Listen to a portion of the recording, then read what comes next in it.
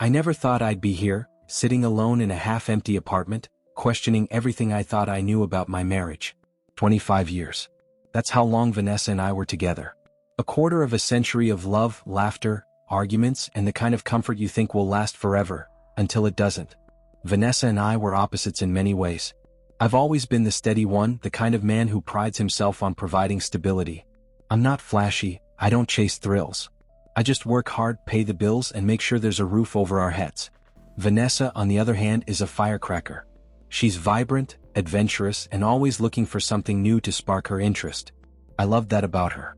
It balanced us, or so I thought. Things started to change as the years went by.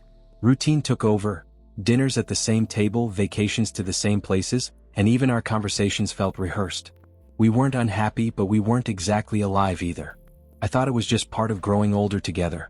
Vanessa had other ideas. One evening, over a glass of wine, she looked at me with that mischievous glint in her eye. "What if we spice things up a bit?" she asked, swirling the wine in her glass. I smiled, thinking she meant a weekend getaway or maybe trying out a new restaurant. "Sure," I said. "What do you have in mind?" Her answer stopped me cold. "What if we invited someone else into the bedroom? Maybe someone younger?"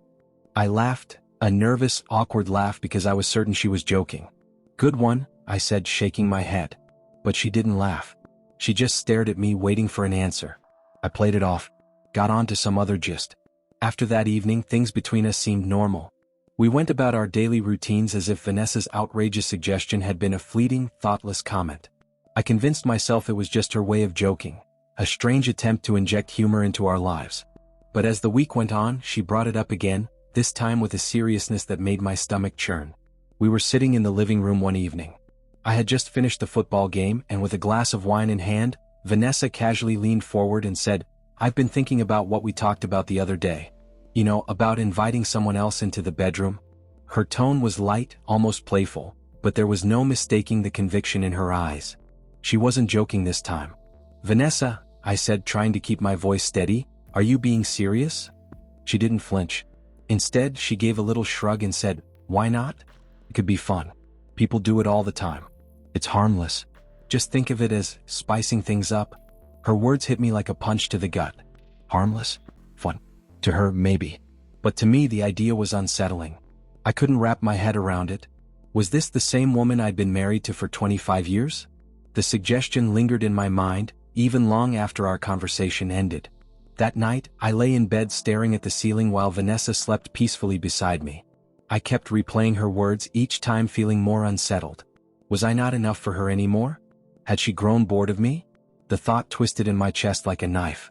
For the first time, I started to see myself through her eyes. I'd never considered myself old, but now I couldn't help but notice the faint lines on my face, the gray creeping into my hair. I wasn't as fit as I used to be. Maybe she was right. Maybe I had become predictable, too set in my ways to be exciting anymore. It wasn't just my pride that was wounded, it was my sense of identity as a husband, as a man. Vanessa had always been the adventurous one, the risk-taker, and I'd admired that about her. But now, her adventurous spirit felt like a threat to everything we'd built together. The next morning, I tried to talk to her about it. I needed her to understand how much her suggestion had hurt me. I brought it up, choosing my words carefully. "Vanessa, I've been thinking about what you said yesterday. About inviting someone else into our bedroom." I began cautiously over coffee. I couldn't hide the strain in my voice. She looked at me, her expression unreadable. "And?" she asked, not even looking up from her phone. "And it bothers me," I admitted. "I can't pretend it doesn't. It makes me feel like I'm not enough for you anymore." Vanessa put her phone down and sighed, her tone dismissive. "Oh, Eric, don't take it so seriously. It's just a fantasy. It's not like I'm saying we have to do it. I just thought it might be fun to talk about." Her casual dismissal felt like a slap in the face. "It's not just talk for me," I said, my voice firmer now. "This is our marriage we're talking about. You can't just throw something like that out there and expect me to be okay with it." She rolled her eyes. "You're overreacting. Honestly, Eric, you need to lighten up." Her words stung more than I cared to admit. I dropped the conversation, but the damage was done. Over the months that followed Vanessa's suggestion, I couldn't shake the unease growing in the pit of my stomach. It started subtly, an increase in the time she spent on her phone. At first, I brushed it off as harmless, assuming she was scrolling through social media or texting friends. But soon it became hard to ignore. She was glued to her phone sometimes, late at night and even in the middle of conversations. My mind churned with questions. Who was she talking to? And why did it feel like she didn't want me to know? I began to notice patterns. Most times while chatting, she'd smile or laugh softly. If I asked who it was, she'd say, "Just a friend," with a casual shrug, but something about her tone made me doubt her. I didn't want to jump to conclusions, but I couldn't help the wave of insecurity that washed over me every time I saw her talking to someone younger, especially a man. One night, after a long day at work, I came home to find her on the couch, phone in hand, giggling. I tried to join the conversation, but she quickly locked her screen and turned her attention to the TV. My heart sank.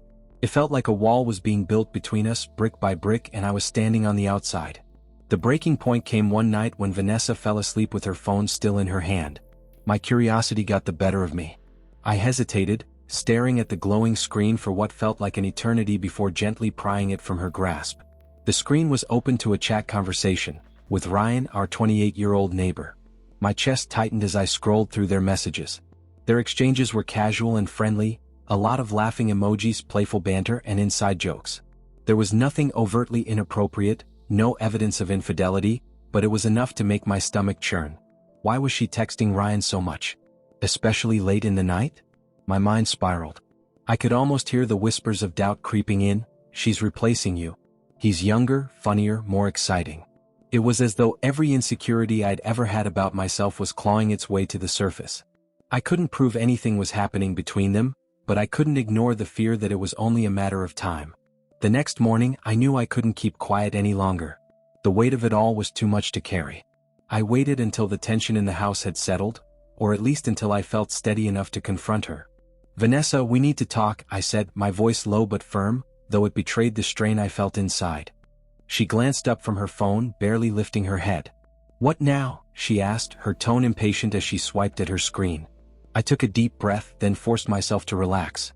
"I saw your messages with Ryan," I said evenly, even though my heart was pounding. I needed her to know that I wasn't making accusations lightly. Her expression froze, her fingers halting mid-swipe. For a moment she looked caught, like she didn't know whether to deny or explain. Then she let out a small sigh and said, "Eric, it's nothing. We're just friends." "Just friends?" struggling to keep my voice from rising. "Do you think I'm blind?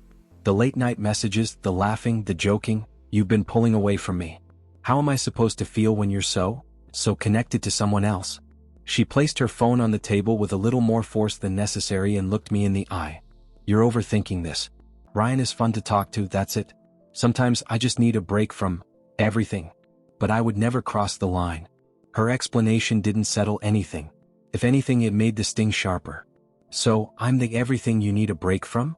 I asked, my voice tightening. "Is that how far we've fallen?" She groaned and rubbed her temples, clearly frustrated. "That's not what I meant, Eric. I've been bored, okay? Ryan is fun to talk to, that's all. It doesn't mean anything." "Bored?" I repeated, the words slicing through me like a cold blade. "You're bored with me? After everything we've built, everything we've shared, you need him to feel entertained?" She flinched but quickly recovered. "That's not what I meant. It's not about him. It's not about you either." "I didn't mean to hurt you," she said quickly. But the damage was already done. Her words painted a picture I couldn't unsee. A life where I wasn't enough, where she found fulfillment in someone else's attention. Even if it wasn't physical, it felt like betrayal. I wanted to believe her, to trust that she'd never crossed the line she spoke of, but the growing space between us told me otherwise. And once trust is shaken, it's nearly impossible to steady it again. That night, as I lay awake next to her, I realized that something fundamental had shifted. Whether or not Vanessa intended to hurt me, the trust we'd built over 25 years felt irreparably cracked. And I wasn't sure if it could ever be mended. The next morning, I stood in the bedroom, staring at the suitcase on the bed. It was surreal, packing up 25 years of my life into a few bags. My hands trembled as I folded my shirts, but my resolve didn't waver. Vanessa's words played over and over in my head like a broken record. She said it was just for fun, just a fantasy. But the damage was already done. Every time I looked at her now, all I could feel was this crushing sense of betrayal. I was no longer the man she wanted, not in the way I thought I'd always be. When I told her I was leaving, her reaction was colder than I expected. Vanessa's eyes widened in shock at first, and then she crossed her arms, her lips tightening in frustration. "You're seriously doing this, Eric?" Over a casual friendship? You're acting like I cheated on you? Her words stung, but I refused to engage. This isn't about a casual friendship, Vanessa. It's about what that suggestion and these messages mean. I can't be in a marriage where I'm constantly wondering if I'm enough for you. I can't stay and feel this way. She laughed bitterly, shaking her head. You'll come back. You always do. You just need to cool off. But this time I knew I wouldn't. Vanessa didn't understand. Or maybe she didn't want to. She thought I was overreacting, blowing things out of proportion. I could see it in her dismissive tone and the way she shrugged off my pain. To her, this was just a phase I'd get over. She kept texting me after I left, asking if I'd come to my senses and stop being so dramatic. But she didn't realize what she'd done. Every time I thought about her, about us, I felt this deep pit of insecurity open up inside me. It wasn't just her suggestion of younger men, it was the way she made me feel dispensable, like I wasn't enough anymore. It will always be evident if I continue to stay with her. Moving out felt like stepping into a void. At first, I didn't know what to do with myself.